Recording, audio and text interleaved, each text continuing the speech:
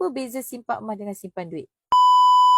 Pertama sekali kita kena faham, selama kita bekerja 10 tahun, 20 tahun ataupun lebih daripada itu, kita tengok tuan-puan, berapa banyak simpanan duit yang kita berjaya simpan.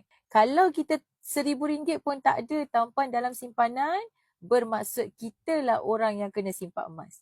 Okey?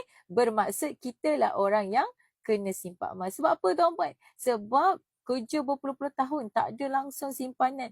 Dan saya tak pelik pun sebab 75% rakyat Malaysia tidak ada simpanan walaupun RM1,000.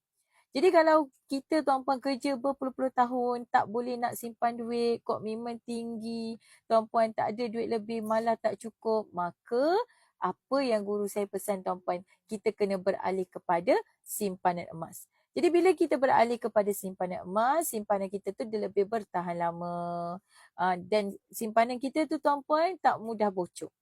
Jadi itu adalah salah satu cara lah macam mana untuk pastikan kita ada simpanan. Kenapa saya ajar tuan-puan menabung emas? Sebab emas ini menjadikan duit kita tu susah bocor. Malah duit kita tu semakin bertambah nilainya dari tahun ke tahun. Okey?